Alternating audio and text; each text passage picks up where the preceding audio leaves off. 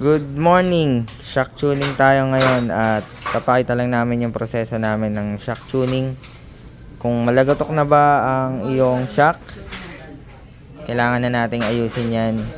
Lalo kapag stuck pa, syempre iba-iba yung suspension tuning, hindi siya nakatugma sa timbang mo.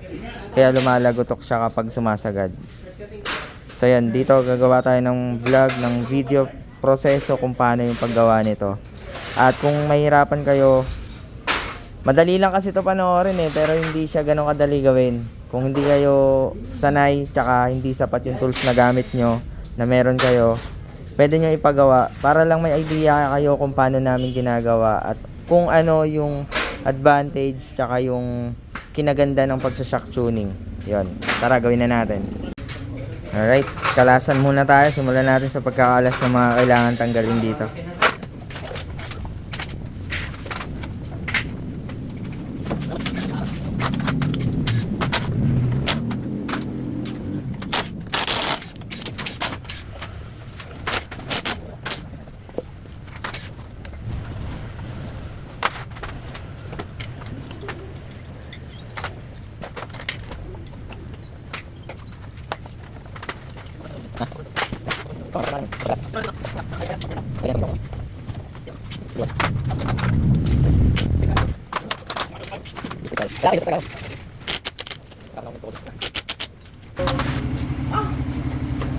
Ngayon pa lang to nag-shock tuning ngayon pa lang. Sobrang katagalan na rin kasi nilamon na siya ng kalakalawang. Pero okay lang yan. Importante yung part na to.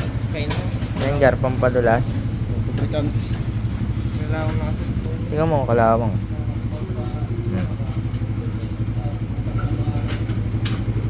Kalawang. Yun.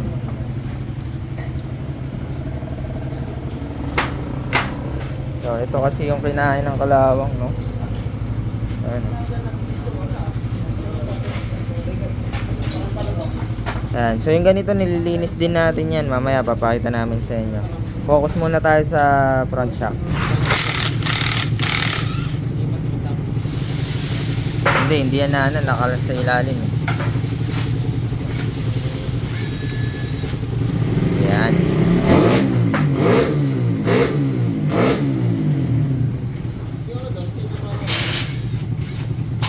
Sobrang itig na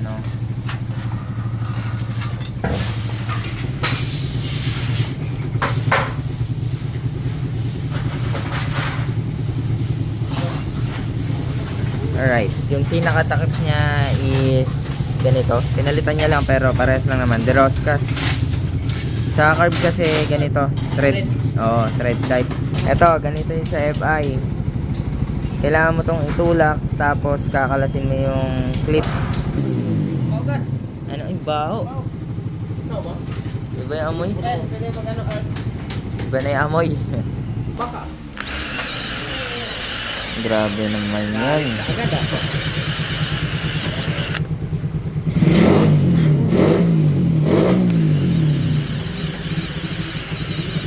Grabe. Ang daming Anong year model to? Ilang taon na itong motor na to?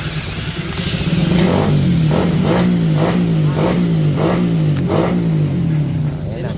Makainis na Ilang taon na to? 6 na taon. Never been touched pa siguro yung na ito. Itong shock na ito, di pa to nabuksan mula nung 6 years. Special tools. Special tools. Cola print lang, cola print. Bakit mahirap na rin tanggalin yung May nag-i-stack up talaga yung salit. stack up, no? Flat na palang baon.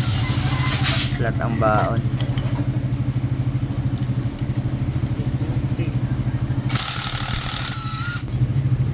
Alin kasi yan. May burnal. May burnal yung shock. Sobrang katagalan. So ito yung laman loob niya. Ito. So yan, kailangan lang nating malinisan to. Nakalas na natin. Medyo mahirap kalasin tong kay sir dahil sobrang katagalan lang hindi na bubuksan. Sige mo na dito dong. Alright, yan lahat kinakalas natin yan kahit mahirap para malinisan. So kung sira yung oil seal, papalitan natin. Pero kung hindi, shock tuning lang tayo. Sige. Para goods, palit na ng oil seal.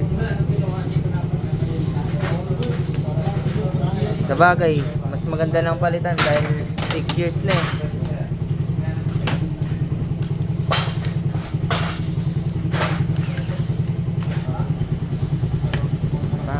Das lang yan. Limang gamit lang. Okay, das lang pang linis natin dyan.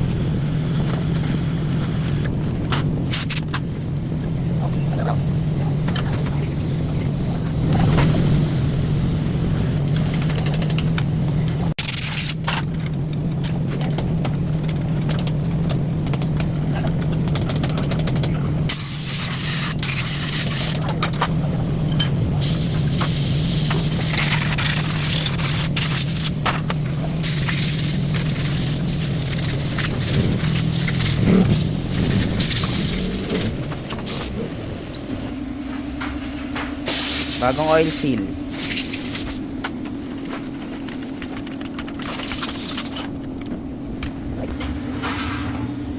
Pakita mo nga oil seal natin, pre. Yan, SGP yan guys. Okay. SGP.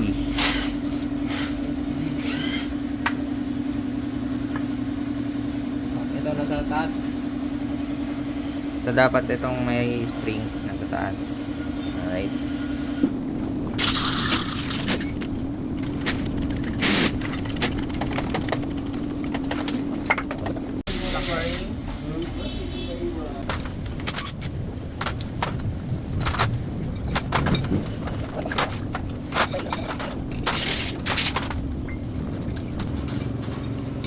Anong pagkakasunod-sunod niyan, Gar?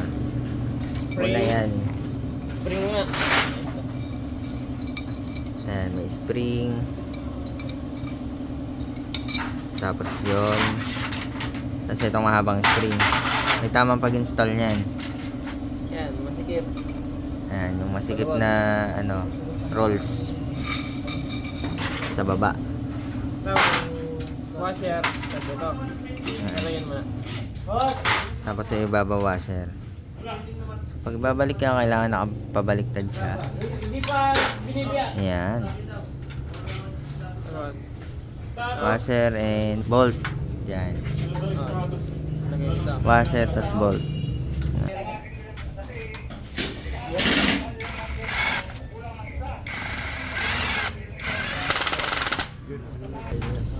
So dito meron tayong iba't ibang klase ng oil na ginagamit ng suspension oils.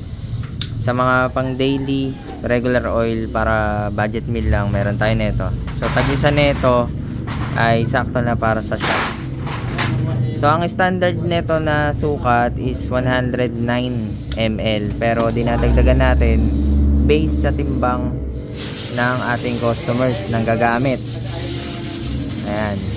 Pero ito, buhos na to lahat. Ito yung standard nito eh. Ilang ml yan nakalagay? 120.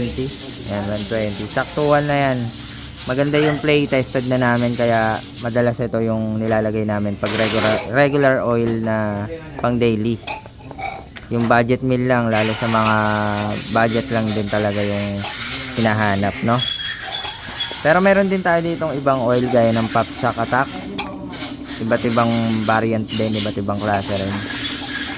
So, ngayon, request ni customer is regular oil lang.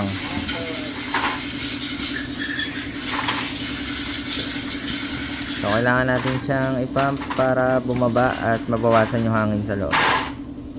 Alright, balik natin yung spring. Ayan, makikita nyo sa pagbaba, no? Smooth. Washer sa washer. Ito yung una. Pwede balik ka rin. Parasin. Ito yung una, pwedeng balik na rin.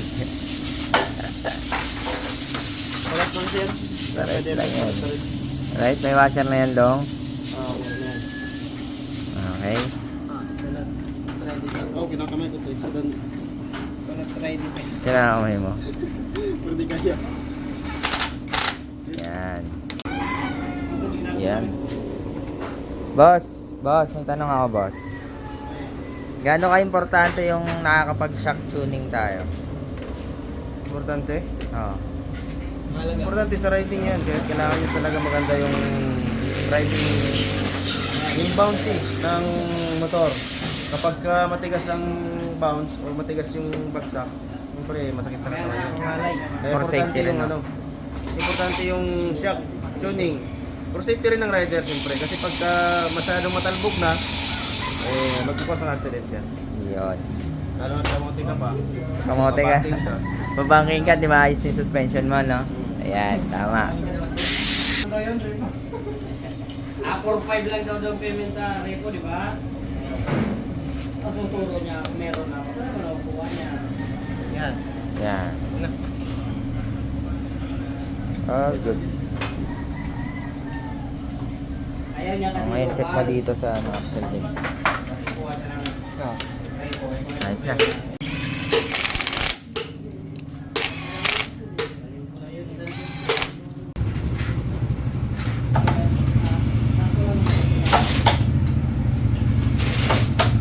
So yan, all good na to.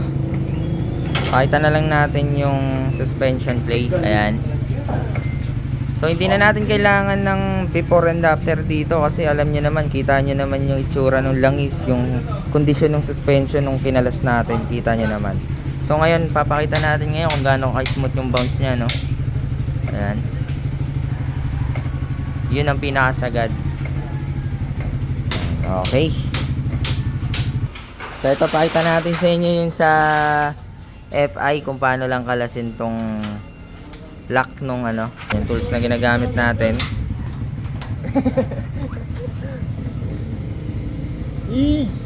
Ayun na isa, okay na isang front suspension tuning natin. So yung kailangan lang flat screw. Dalawa flat screw. Flat screw lang, susungkitin nyo lang yung clip na yan. Kaya pala nakanganga eh. Kaya pala di matanggal, nakanganga eh.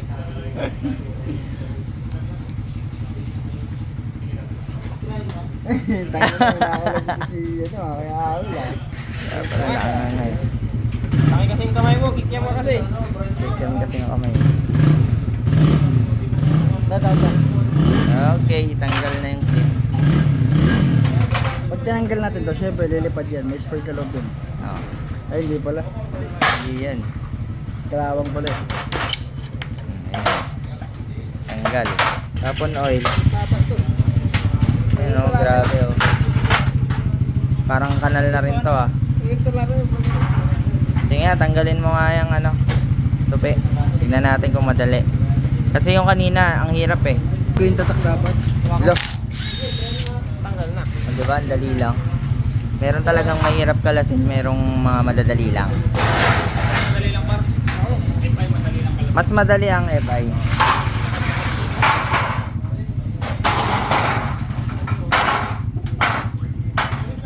Ayan, nakuha ng laman. Pag sa card, bakit nahirap? Malaki kasi yung bolt sa ilalim. Magkaiba ng klase ng bolt. Okay. Tsaka depende sa mechanic mo nga mo. Depende sa mekaniko. So ito ganun din, lilinisin din kagaya ng proseso na ginawa kanina. Palit oil seal din to. Pero meron namang hindi na kailangan palitan ng oil seal. Nasa sa inyo rin yan, nasa customer pa rin kung gusto nang papalitan ng oil seal. Or shock tuning lang. Oh. Kahit sabihin namin na pwede pa, sa inyo pa rin ang desisyon kung papalitan o hindi.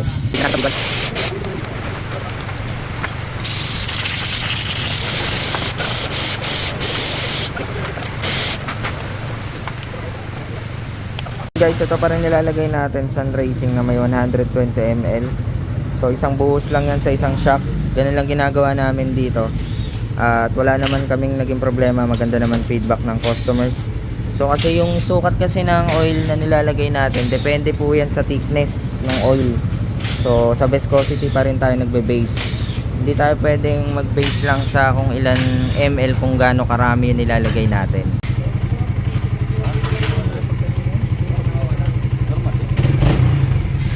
Kapag lumabas na yung kulay red dito, yan ang ibig sabihin na overrating. Hanggat wala pang lumalabas yan, hindi yan okay.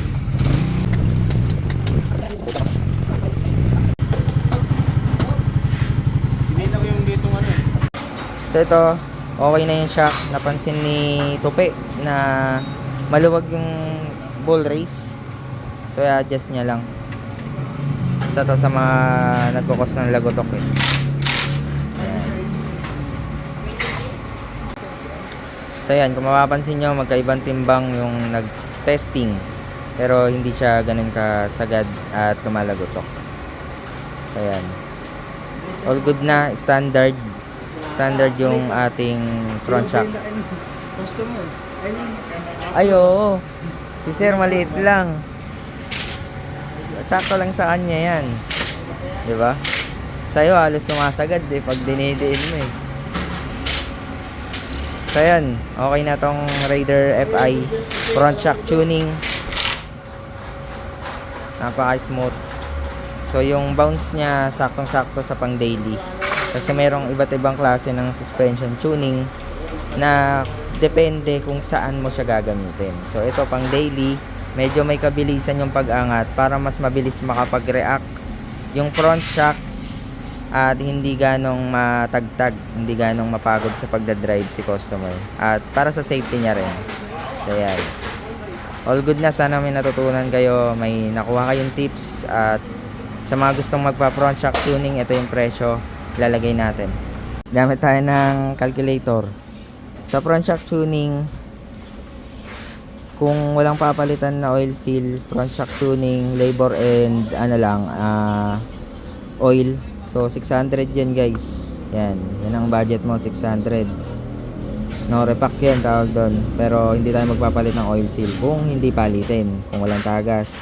Pero kung may tagas, ang magagastos natin, magkano yun madam? Yung front shock oil seal? 322 yung oil seal. Plus yung langis is 200. Plus kung yung sun racing na oil yung gagamitin natin, magdedepende pa rin tayo sa oil na gagamitin. Plus labor nun is 400. Yan, 922 para sa ating front shock tuning naman na magpapalit ng oil seal. Yan. So budget ka na ng 1,000 para sure. Okay?